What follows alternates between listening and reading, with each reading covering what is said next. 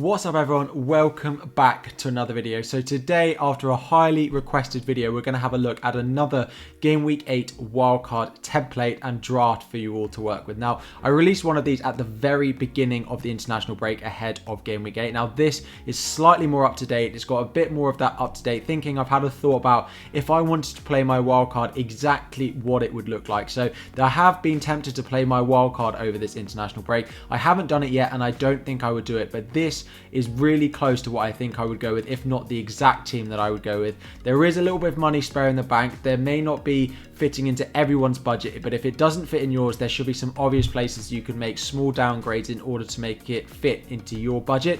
I hope you do like it. If you do, please like and subscribe. As you can see, potentially I've changed the layout of my videos, potentially a green screen coming behind me here. So if you would be interested in having that, if you think it would benefit the channel, then do let me know in the comments down below. But let's dive straight into this. So first up are the goalkeepers. So it will become clear exactly why I've gone with Raya as my goalkeeper combined with Foster. Now I think if you're on a wild card, Foster is the 4.0 goalkeeper you go with. He's got the most chance of playing. I do think he's second choice at Watford, but we've seen a couple of times he has been given a start, so just go with him as the backup. But I've gone with Raya of Brentford as my starting goalkeeper. 4.6 million for him. He has had a price rise earlier in the season. Now, Brentford have looked really good defensively and have been much better than I think a lot of us expected. He makes a lot of saves, and so with those clean sheets, he has that sort of explosive potential that maybe we saw from the likes of Martinez last year, the likes of Pope in previous seasons. The other goalkeepers I'd consider owning are Sanchez of Brighton, but he has a very difficult couple of fixtures against Liverpool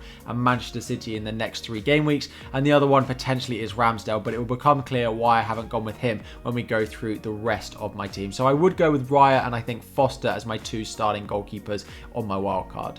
In defence, of course, we start with Cancelo. So we go with that Manchester City defender. So they have had that Liverpool game that was a bit of a barrier to buying them, but they now have a great run of fixtures and are, of course, one of the best defences in the league at the moment. 6.2 million is a lot to own. You could go with Diaz, who's slightly more nailed. You could go cheaper to the likes of Laporte, but I've gone with Cancelo because I think he offers the best sort of sweet spot in combination of the attacking threat that he adds going up that left-hand side, and then also the clean sheet potential, which all of those Manchester City have, while still being pretty nailed. Now, Zinchenko is back from injury, it seems, but I still think that Cancelo will start 3 or 4 of the sort of 5 fixtures that they have, and then there is a really strong bench in this team for you to go with in case Cancelo or any of the other players do get rotated because of that heavy Champions League schedule that we are seeing. But Cancelo is the first one that we start with.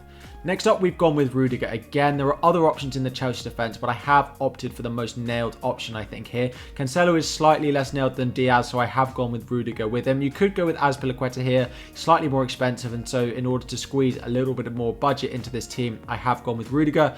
5.8 million. Now, Chelsea defence hasn't been as good this season as it was last season. They've been kept in the game a lot of times by Mendy, but I do still think that owning one of these defensive options is a really good strategy. They will be highly owned, but I do think they are the second best defence in the league, still behind Manchester City, and Rudiger is the one we've gone with. He has a little bit of attacking threat, goals, the occasional assist with those crazy runs he makes up the field, but 5.8 million is still a good price for him, and he's only going to go up in price, I think, with the fixtures that they still have on the horizon.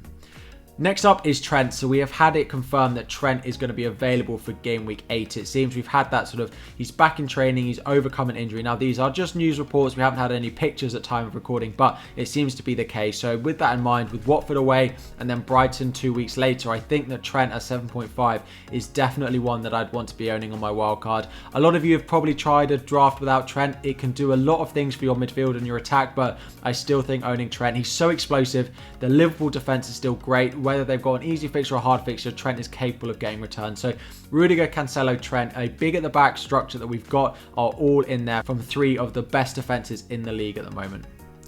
Next up in defence, we've got Ben White. Now, this is why we haven't gone Ramsdale in goal, because I've gone with Ben White in defence. Now, 4.4 million is a really nice price for him. He hasn't had that price rise back up to 4.5 million yet where he started. Now, Arsenal have conceded just 1 goal in their last 4 matches, and that was against Tottenham, and they could have easily kept a clean sheet in that game as well. So 4.4 million, they also have some really nice fixtures on the horizon. So if you don't have to start White every week, then he's a really good bench option, but he is able to rotate with some of the attackers we've got in this team as well. So a really nice option, cheap option as well. He doesn't get much more than clean sheets, but at that price, when he's going to sit on your bench some weeks and play when he has a good fixture, I think is a really nice option to have.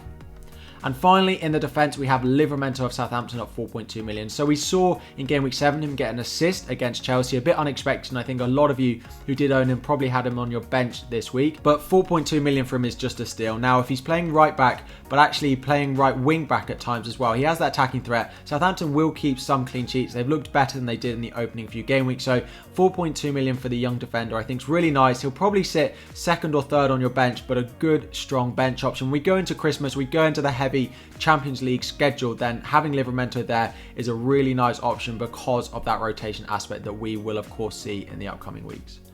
Now, into the midfield, we've gone with Rafinha. Now, there is slight doubt about whether Rafinha will be back and ready to start in game week 8. You could go for someone else, but again, we'll look at the squad depth that this team has, and I do think you want him from game week 9 onwards. So if I was wildcarding, I would still own Rafinha. He is the sort of life and soul of that Leeds attack. Everything goes through him. He's on set pieces as well. It's still a really nice price at 6.6 million. Even though he's flagged this week and may not be available because of his commitments with Brazil, I still really like it, and I would be owning Rafinha on my wildcard in midfield. It's just such a nice price for him. Next up, of course, is Salah, the most informed player in the whole of Europe at the moment, it seems. Just scoring goals for fun, a great captaincy option for so many of the upcoming weeks. 12.7 million, we don't really need to dwell on Salah, do we? If you're wildcarding, get Salah in. If you aren't wildcarding, make sure you've got Salah in your team. It is that simple. Next up in the midfield, we add Heung-min Son. Now, a lot of the changing in my wildcard thoughts is because of Son. He's playing quite centrally for Tottenham at the moment. He's in great form. Now, the upcoming fixtures are okay. They have a really nice fixture in game week 8. The next few after that are a bit more difficult, but from game week 12 they have an incredible run of fixtures. 10.1 million is a lot. It's one of those mid-price players that can be quite difficult to squeeze into your team, but that Newcastle fixture, he's on great form. He seems to be playing. He's had a great international duty as well. That's why I've wildcarded. That's why I've done an updated draft fuel, because I would want to fit him in. Now, 10.1, as I said, is quite a lot, but I think he's on great form. He plays so many minutes for Tottenham, so I found a way to get him in, and he's the third midfielder in this team. And finally, we've got Mbeumo. So he is one of those sort of highly talked about players at the moment. They have a really nice run of fixtures starting next week in game week 9. They play Chelsea at home in game week 8. But actually, Brentford look great going forward. Chelsea may be without a few of their defenders this week. And if that's the case, I do think there's a good chance that they can score in this match. And they're just 5.5, maybe 5.6 million at time of recording. Then he is a really nice option at that price. He can rotate again in the squad. But with that run of fixtures, the way he's linking up with Tony, I think he just offers such good value. So he's found it in as the sort of fourth midfielder in this squad. And finally, we've got Brownhill. Brownhill is the cheapest starting midfielder we've got. If you have a bit of spare money, you could go up to the likes of Douglas Luiz at Aston Villa, but I don't think it's really worth the money. So Brownhill in at 4.4 million just to complete it and sit last on your bench every week in case you ever go that far into your bench. Now that is the back 5, midfield 5, but the most important is the front 3. Of course, just before we dive into that, if you are enjoying, please do smash that like button and subscribe to the channel.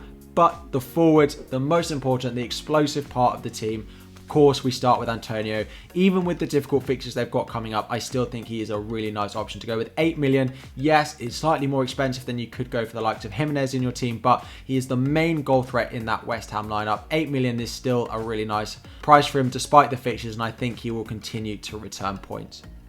Next up, we have Lukaku of Chelsea. So again, we've actually found a way here to get 3 premium attackers in Son, Salah and Lukaku, as well as keeping a very premium defence. So Lukaku at 11.7 million has failed to score in the past couple of games.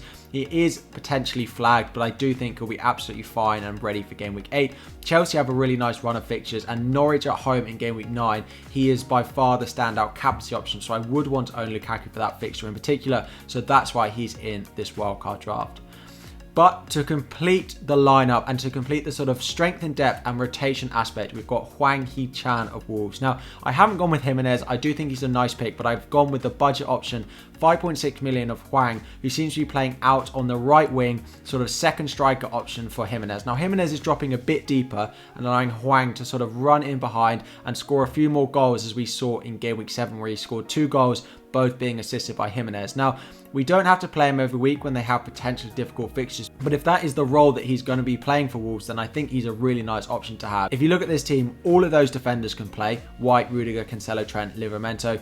All 4 of those midfielders can play. Mbeumo, Salah, Rafinha, Son, apart from Brownhill, and then front 3. So Brownhill's the only one that I would never want in that starting lineup, which means you've got sort of a 14-man squad that you can go with, and I really like that as an option. So only Brownhill out of the attacking players you don't really want to play, which allows you, if Rafinha's not available this week, if Mbeumo has a difficult fixture, then you do have backup to come in. So that is the full wildcard selection, but let's have a look at exactly how it would line up in game week 8.